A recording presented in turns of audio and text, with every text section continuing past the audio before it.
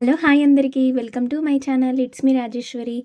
అందరూ ఎలా ఉన్నారు? బాగున్నారా? ఈరోజైతే నేను ఈ ఒక్క వెజిటబుల్‌తో 2 ఐటెమ్స్ అయితే చేస్తున్నాను. ఒకటేమో కర్రీ చేస్తున్నాను. ఒకటేమో స్వీట్ చేస్తున్నాను.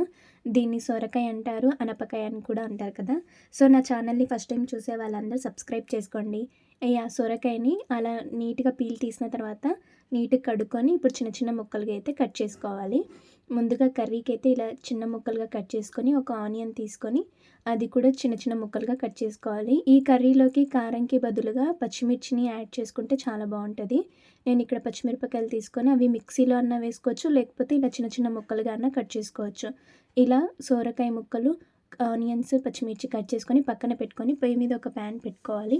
ఆయిల్ వేసుకొని ఆవాలు, జీలకర్ర వేసుకొని ఇందాక కట్ చేసుకున్న పచ్చిమిర్చి, ఆనియన్స్ కూడా వేసుకొని ఒకసారి బాగా కలుపుకోవాలి.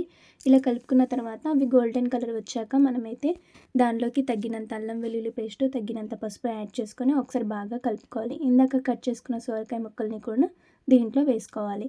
ఇలా వేసుకున్న తర్వాత వీటిలో కొద్దిగా వాటర్ మనము తగినంత సాల్ట్ వేసుకొని ఇక్కడ నేను కొన్ని వాటర్ పోస్తున్నాను. ఇవి స్వీట్‌లోవి.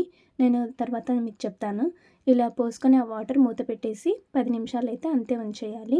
ఇలా 10 నిమిషాలు మగ్గిన తర్వాత దీంట్లోకి నేను ఒకసారి మళ్ళీ బాగా కలుపుకొని పాలుంటాయి కదా! సో, పాలైతే యాడ్ చేసుకుంటున్నాను. ఇలా పాలు పోసుకొని మళ్ళీ ఒకసారి బాగా కలుపుకొని కొద్దిగా కొత్తిమీరేసి ఒక 10 మినిట్స్ అంతే మగ్గనిచ్చి మూత పెట్టేసి మనమైతే ఒక బౌల్‌లోకి సర్వ్ చేసుకోవాలి. వేడి వేడిగా అయితే సొరకాయ కర్రీ అయితే రెడీ అయిపోయింది. చాలా టేస్టీగా ఉంటది. అందరూ ఒకసారి ట్రై చేయండి.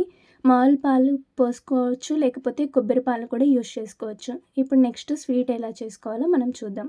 ఇలా హాఫ్ సొరకాయనైతే తీసుకొని వీటిని ఇప్పుడు కొబ్బరి తురిమేది ఉంటది కదా! సో, దాంతో అయితే ఇలా సొరకాయని బాగా తురుముకోవాలి. ఇలా తురుముకున్న తర్వాత మనం ఇలా మొత్తం తురిమిన తర్వాత దాంట్లో వాటర్ ఉంటాయి కదా! సో, ఆ వాటర్‌నైతే ఇలా ఒక గ్లాస్ తీసుకొని ఆ గ్లాస్‌లో సపరేట్ చేయాలి. ఇందాక నేను కర్రీలో పోసింది ఇవే వాటర్.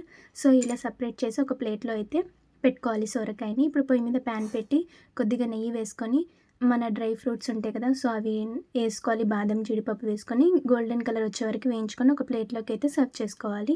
ఇప్పుడు ఈ సొరకాయని అదే నెయ్యిలో అదే బాండీలో వేసి బాగా వేయించుకోవాలి. ఇలా వేయించుకున్న తర్వాత దీంట్లోకి తగినంత పాలు మీరు తినేదాన్ని బట్టి కొంచెం గట్టిగా కావాలంటే తక్కువ పోసుకోవాలి. సో, ఇట్లా అయితే మనం పాలు పోసిన తర్వాత ఇక్కడ నేను పటిక బెల్లం యూజ్ చేస్తున్నాను. మీరు షుగర్ కానీ, బెల్లం కానీ యూజ్ చేయొచ్చు. అలా వేసిన తర్వాత జీడిపప్పు, బాదం అవి కూడా వేసుకొని తురుముకున్న పచ్చి కొబ్బరిని వేసుకున్నాను. ఇది బాగా అలా ఉడికిపోవాలి. ఆ పాలనేది మొత్తం ఇంకాలి. సో, ఇలా దగ్గరికయిన తర్వాత మనమైతే ఇక్కడ స్వీట్ కూడా రెడీ అయిపోయింది. సో, సొరకాయ హల్వా అయితే రెడీ అయింది కదా! ఇప్పుడు ఒక గిన్నెలోకి సర్వ్ చేసుకోవాలి. చాలా టేస్టీగా ఉంటది.